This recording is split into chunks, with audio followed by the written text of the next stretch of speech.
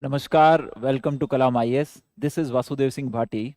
So GS3 paper is done and we will do now the trend analysis of economy and agriculture. And it is very safe to say that there were no twister question in the economy and agriculture section is concerned. And there was also no major change in the way the questions are asked or the weightage of questions in both the sections. So this year also in 2024, the marks of question asked for economy were 50 and for agriculture were 50. And this pattern has been seen consistently throughout past all 5 years. In all the past 5 years, the first, second and 11th, 12th questions, that is 50 marks, are asked from the economy section, and third, fourth and 13th, 14th question are asked from the agriculture section. So every year economy and agriculture are given equal weightage in all the past 5 years. So we can say safely here that now the pattern is set. 4 questions will be asked from economy, 4 questions will be asked from agriculture. Both of these subjects have equal weightage. So the first takeaway from this session is that you also have to give equal time to both of these subjects. A lot of aspirants give more time to economy and less time to agriculture, whereas the weightage of questions asked from both the sections is equal. The second thing, we will look at the questions of the economy. So the first question is, examine the pattern and trend of public expenditure on social services in the post-reform period in India. So how the public expenditure has changed in the post-reform period in India on social services. Then to what extent this has been in consonance with the achieving the objective of inclusive growth. So here the question is asking one stat from the current affairs, and it is linking it with a static topic, that is inclusive growth, which is given in the syllabus. The second question is, what are the causes of persisting high food inflation in India? Comment on the effectiveness of monetary policy of RBI to control this type of inflation. Again, this question is from the current affairs. Both of these questions are directly from the economic survey 23-24.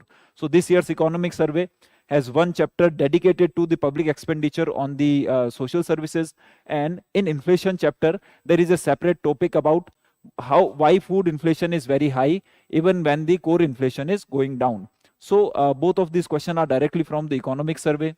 11th question, which is again of the economy section, ask about the merits and demerits of labor codes in the context of labor market reforms, and what has the progress been made in this regard.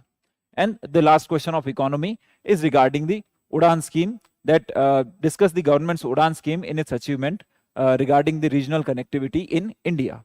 So of the 4 questions, 2 questions, all the 4 questions are in one way or another are are from the current affairs. For example, the first and second questions are directly from the economic survey.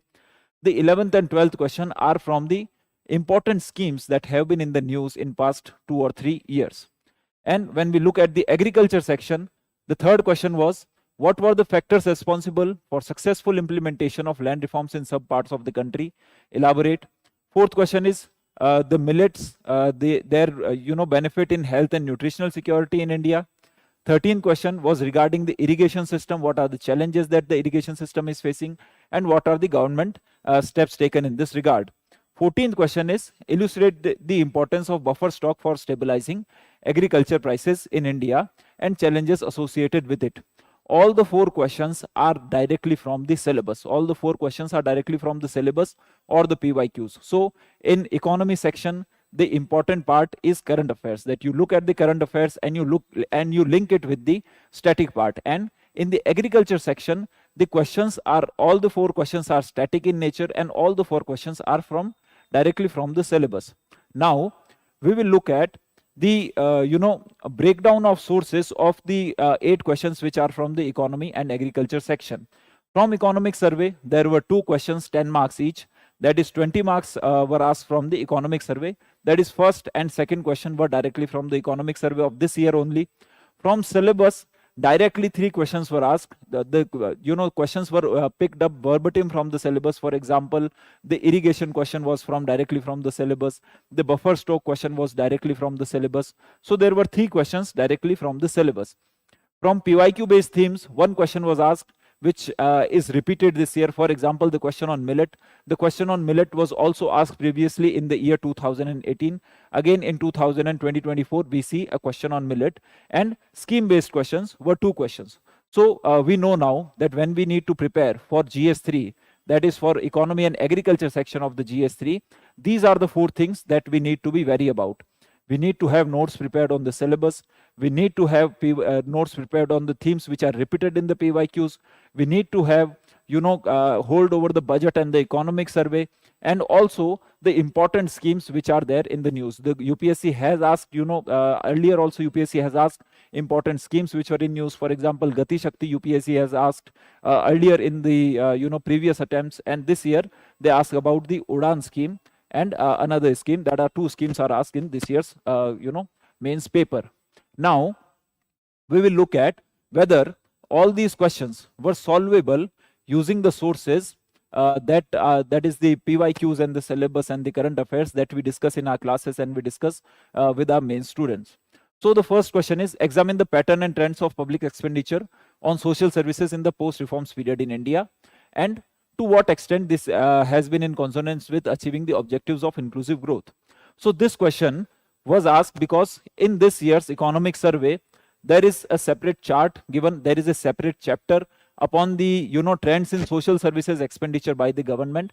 Of course, we do not expect you to remember or memorize the chart, but if there is a chapter in economic survey, we we have always been saying that whenever there is an economic survey, you need to have hold over at least the the headings of the chapters, and you should have the at least the interface of the chapter, you should memorize it.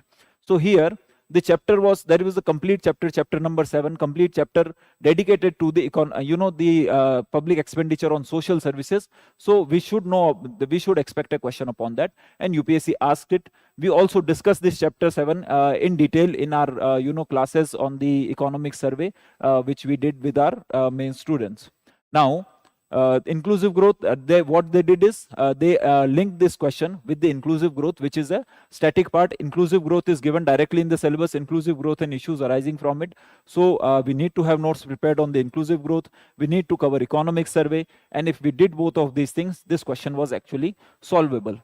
Second question was, what are the causes of persistent high food inflation in India, and comment on the effectiveness of monetary policy. This question was again asked because in economic survey, in the inflation chapter, there is a separate heading given on the food inflation, and they then went on to discuss in detail what are the reasons behind high food inflation in India despite the lower core inflation in India. And we also discussed these causes, what are the reasons behind increase in prices of tomato, increase in prices of onion, pulses and milk, etc. So the economic survey gave it in detail. We discussed it in detail in our classes, and UPSC asked the question, and this was again a solvable question if we were thorough with our notes and we had done the economic survey thoroughly. Next we will look at the agriculture questions. All the 4 agriculture questions, as I have said, were from the syllabus or the PYQs. So we will look at what were the areas from where these questions were solvable. For example, first question, that is the third question in the actual examination. What were the factors responsible for the successful implementation of land reforms in some parts of the country? Elaborate. So this question is directly from the syllabus. There is a a topic in the syllabus, land reforms in India.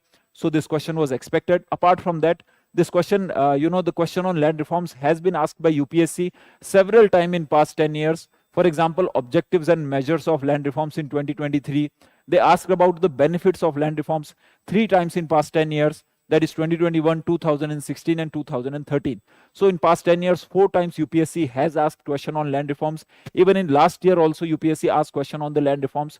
Again this year they repeated a question on land reforms, and we should have been prepared for those. The second question is, explain the role of millets for ensuring health and nutritional security in India. So again, this question, major crops and cropping pattern in India, we cover millets also. And even if you do not, UPSC has asked a question on millet in 2018. So we know whenever there is a question in PYQs, we need to prepare notes upon those topics. So they asked a question on the on millet in 2018. They repeated again a question on millet in 2024. Again, the third question is major challenges faced by Indian irrigation system and what are the government initiatives to tackle those. Now here, this is given directly in the syllabus verbatim, different types of irrigation and irrigation systems in India. So when we prepare notes on the syllabus, we also prepare notes upon what are the challenges that particular sector is facing, what are the benefits, what are the advantages, what are the government initiatives, and what can be the way forward. These are all the dimensions that we cover about every topic in the syllabus. So this was given in the syllabus, and UPSC asked the question. Even in 2021 and 2016, UPSC asked question on micro irrigation. In 2020, they asked question on measures to improve irrigation. So in past 7 years, 3 times UPSC asked question on irrigation, and again in 2024 they asked a question on irrigation. And the last question of agriculture is elucidate the importance of buffer stock for stabilizing agriculture prices. So what is the importance of buffer stock, and what are the challenges associated with storage of buffer stock. So again, buffer stock is given directly in the syllabus. Issues of buffer stock and food security is given in the syllabus. The UPSC has not asked the question on buffer stock directly in the previous year, but if it is given in the syllabus, then we should prepare notes on it, and if we have notes prepared on it, then we can solve these questions. So all the 4 questions, if we have discussed these questions in our classes also. I will give you example here. For example, the question on irrigation, you look at the Kalam Golden pages which are available on our Telegram channel also. So the Kalam Golden pages, we talk about the challenges of irrigation system, and what are the government initiatives, what is the way forward, what are the government initiatives related to the irrigation system. So everything is covered under in our Kalam Golden pages, and we have also discussed this in our classes also. We discuss it in our foundation batch, we discuss it in our mains crash course also.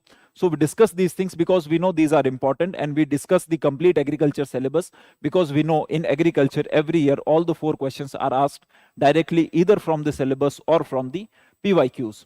Now look at the storage question. They ask, what is the importance, or what are the issues that is being faced by the buffer stock in India, and we have already covered that also, issues that are faced by the storage in India, that is the buffer stock.